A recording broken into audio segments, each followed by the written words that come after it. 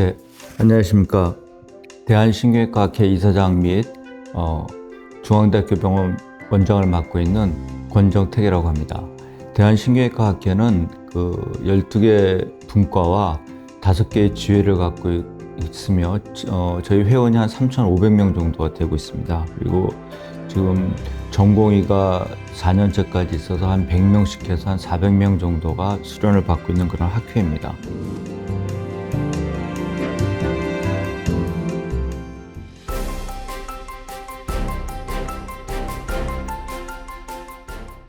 심뇌혈관 질환은 특성상 우선 기저질환 등을 잘 조절하여 증상이 발생하는 심뇌혈관 질환의 발생을 낮추는 예방사업 부분과, 두 번째로 심뇌혈관 질환이 증상이 발생하게 되면 주로 응급증중 상황이 되므로 이에 대한 적극적인 수술 또는 시술 등의 응급 대응 부분, 마지막으로 재발 방지를 위한 2차 예방 및 재활 치료 부분으로 크게 나눠 볼 수 있습니다. 이번 제2차 심뇌혈관의 종합 계획은 이전에 이런 점에 역점을 두지 못한 두 번째 부분에 큰 방점을 찍었다고 볼 수 있습니다.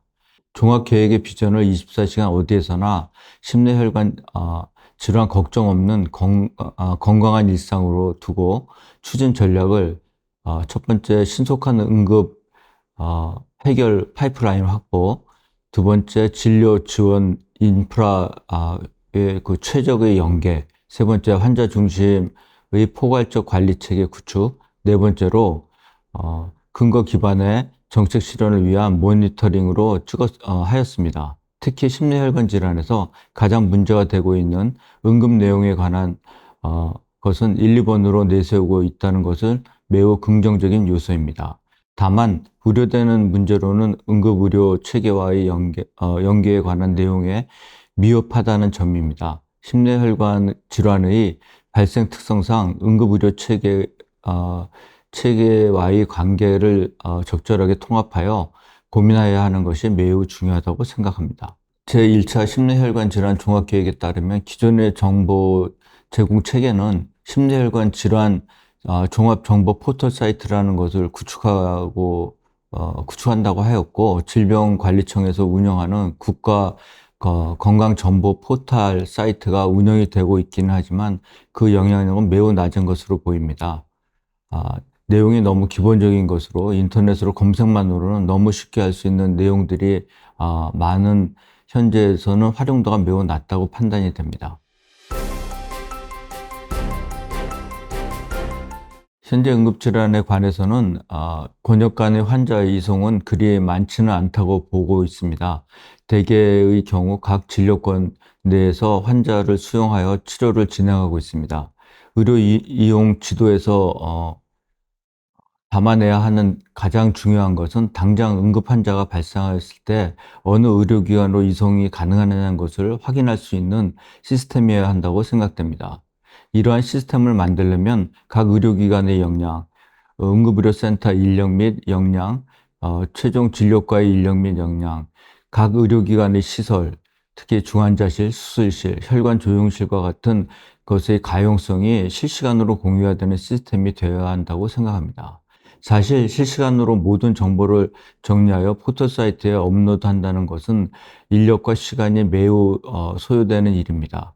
이에 대한 정부의 적극적인 지원이 필요하다고 생각합니다.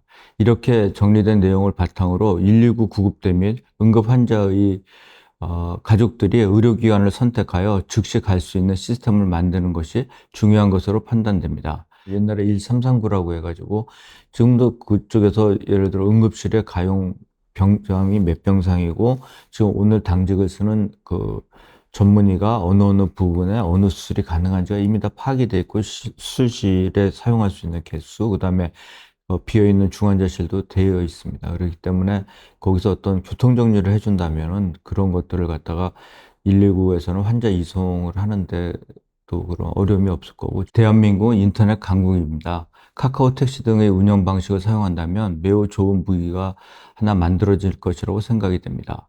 지금 방송에서도 많이 나오지만 이런 응급실 뺑뺑이라든지 그 응급실 구급대원이 전화로 응급실을 찾아서 가는 그런 현실입니다. 그래서 지금 정부에서도 응급 수용 곤란을 갖다가 공지할 수 있는 그런 시스템에 대한 정리를 하고 계시고, 지금 저희 신경외과 입장에서는 이미 카카오톡을 이용해서 지역별로 단톡방이 개설이 돼 있어가지고 선생님들끼리 환자도 정보를 공유하고, 그다음에 어느 병원에서 그런 치료가 가능한지를 서로 공유해서 환자가 적체되는 것이 없이 치료받을 수 있는 병원으로 바로 연결하는 그런 것들이 이미 시행이 되고 있습니다. 그런 것들을 더 적극적으로 활용한다면은, 이런 심뇌혈관 질환의 응급 환자들이 바로 골든타임 내에 치료를 받을 수 있는 그런 가능성이 더 높아질 거로 생각이 됩니다.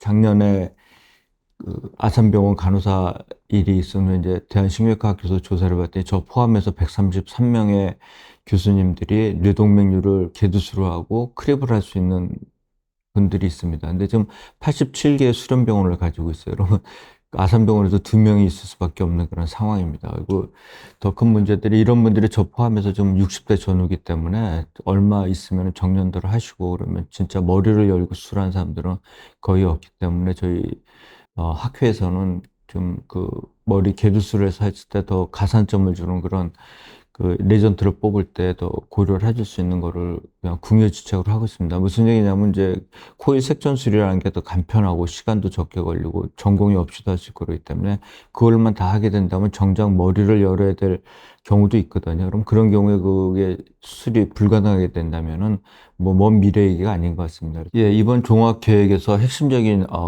추진 사업 중에 하나인 심뇌혈관 인적 네트워크 시범 사업이 있습니다. 이는 대한신경외과 소속 분과학회인 대한뇌혈관 외과학회 및 대한뇌혈관 뇌치료의학회 소속의 신경외과 전문의들이 자발적으로 구성한 아이디어가 정부 정책에 편입된 대표적인 사례인데, 개별 단위의 의료기관의 전문의들이 네트워크 협업을 통해 응급 중증 뇌혈관 질환 치료를 극대화하려는 학교 회원들의 자발적인 노력입니다. 향후 건강보험 시범 사업을 진행할 예정인데, 예를 들어 4-5개 병원을 묶어가지고 각 주마다 환자를 받는 병원을 지정을 하고 응급 환자가 발생을 할 수도 있기 때문에 대비를 할 수 있는 그런 병원을 갖다 지정을 해서 운영을 한다면, 뭐 제가 병원장이기도 하기 때문에 병원 수익이 거의 뭐 평등하게 돌아갈 겁니다. 처음에는 이게 보풀복으로 어느 병원이 많이 몰리는 주도 있겠지만 1년을 본다면은 뭐 큰 차이는 없을 거고, 그러면은 우리 공군 조종사들이 5분 대기조로 돼 있다 바로 출격하면 역내 대기하던 분들이 와서 다음 출격에 대비하고, 그다음에 나머지 3분의 1은 뭐 이렇게 밖에 나가서 자기 하고 싶은 일을 할 수 있듯이, 이런 신경외과 뇌혈관 질환을 하시는 그런 선생님들도 그런 좀 자기의 생활을 가질 수 있게 함으로써 1년 365일 국민들이 다 치료받을 수 있는 그런 방향으로 가야 된다고 생각이 됩니다. 예, 우선 전국적으로 국가가 지정 또는 인정하는 지역 심뇌혈관 센터를 광범위하게 지정하는 것은 매우 고무적인 일이라 생각됩니다. 다만 전문가 단체와 논의를 통하여 지역 심뇌혈관 센터의 평가 및 지정을 진행해야 할 것으로 판단됩니다. 지역 심뇌관 질환 센터의 구성 요건으로는 첫 번째, 인력의 문제입니다. 응급 중증 심뇌혈관 질환 치료, 약물 치료, 수술 및 시술 등을 시행할 수 있는 인력을 갖추고 있는가가 중요한 문제입니다. 하지만 지역적으로 인력을 충분하게 갖추지 못한 상황이라면 각 개별 의료기관에 정부가 이를 적극적으로 지원해야 한다는 점입니다. 두 번째로, 시설 또한 같은 맥락에서 바라봐야 할 문제라 사료됩니다. 이런 뇌혈관 질환을, 심뇌혈관 질환을 할 때는 뭐 조용수를 할 수 있는 기계라든지 중환자실, 응급실에서도 어떤 시설들이 막대한 자원을 필요로 하기 때문입니다.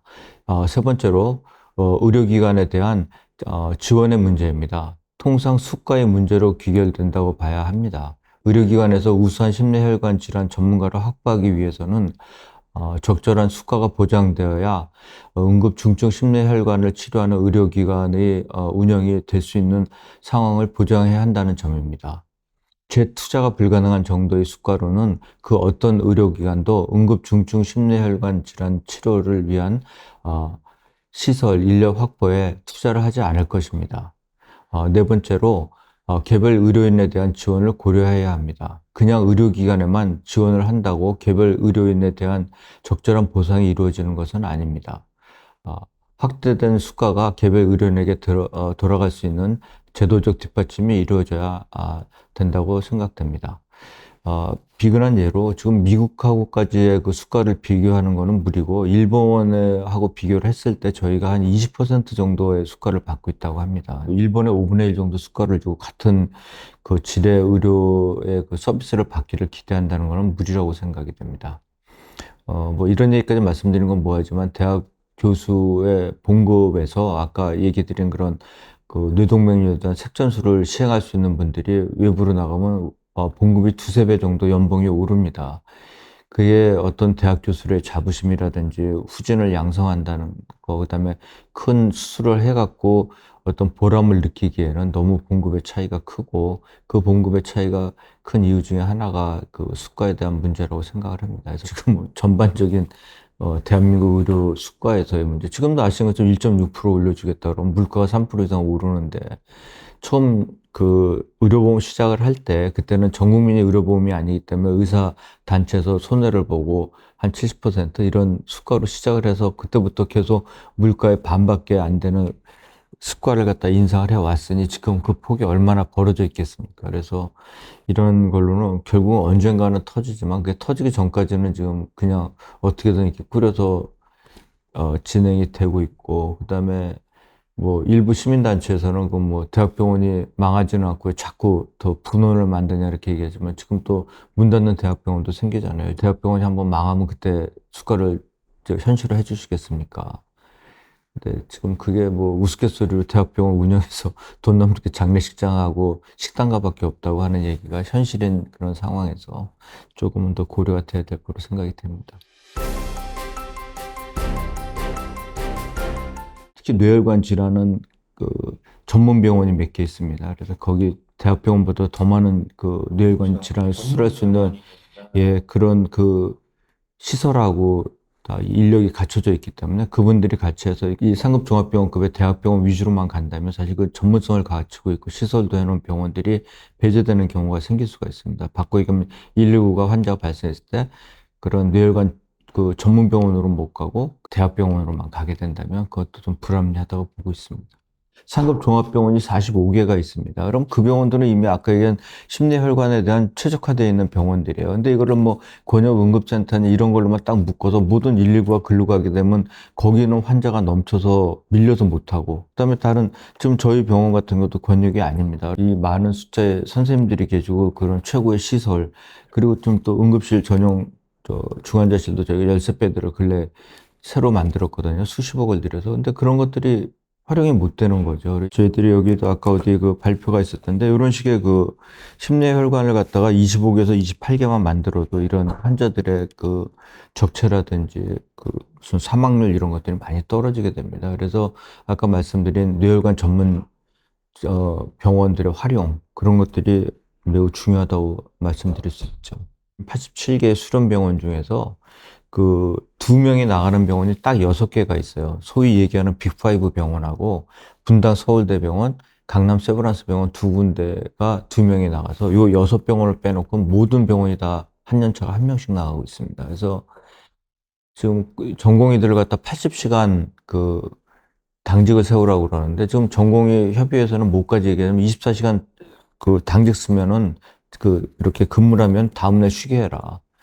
그건 전공의가 많을 때 저희도 전공의한테 힘들었고 해드리면 좋죠. 그런데 이 4명을 가지고 낮 근무를 다 시키고 저녁에 돌아가면서 당직을 쓴다는 건 상식적으로 나오질 않아요. 그렇게 근무를 하면 100시간이 넘어갑니다. 그래서 제가 낸 안 중에 하나가 그렇게 8명, 그러니까 2명씩 해서 4개 연차 8명이 힘들면 경련이라도 하나씩 더 줘서 예를 들어 20명만 더 주셔도 40개 병원이 더 늘어나기 때문에 그러면 지금 나오는 6개 병원에다 46개면 상급 종합병원이 45개거든요. 그러면 그런 병원에서만 이라도 좀 당직이 잘 돌아가고 어떤 수련이 잘 될 수 있다면 그런 그 어떤 더 원활함이 있지 않을까 하는 생각입니다. 그런 부탁을 드리고 싶고, 사실 대한민국은 전 세계에서도 심뇌혈관 질환의 치료 결과가 매우 우수한 것으로 알려져 있습니다.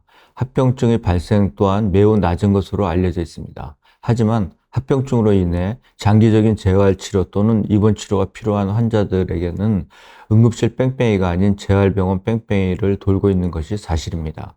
이러한 점에 대해서도 국가에서 해결할 수 있는 방향을 찾아야 한다고 판단합니다.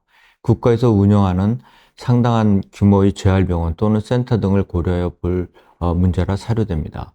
얼마 전에 지금 이 9개 수도권에서 9개 대학에서 11개 분원을 설립하는 것에 대한 문제가 나왔을 때 일본 같은 경우는 회복기 병원이라는 게 있다는 그런 의료정책연구원의 발표가 있었습니다. 그래서 회복기 병원이라는 게 이제 저희가 이게 급성기 병원에서 모든 걸 다 책임을 지지 말고 그런 회복기 병원으로 환자들을 많이 빼면 저희가 이렇게 불편해서 왔을 때 볼 수 있는 그런 환자들의 숫자가 늘어날 수 있고, 그다음에 재활로 가야 되는데 재활도 꼭 굳이 이 상급종합병원, 대학병원에서 받는 경우들이 많이 있습니다. 그래서 재활 또한 전문성을 가지고 해서 앞에 나왔던 그런 어떤 심내혈관의 질환이 발생이 됐을 때 적극적인 치료도 중요하지만, 그래서 이제는 그런 예방에도 힘써야 되겠지만 이런 재활에도 관심을 가지고 재활을 전문적으로 해서 어떤 마비가 남더라도 일상생활이 가능한 그런 정도로의 환자의 회복이 있다면 국가 경제적으로도 큰 도움이 되리라 생각이 됩니다.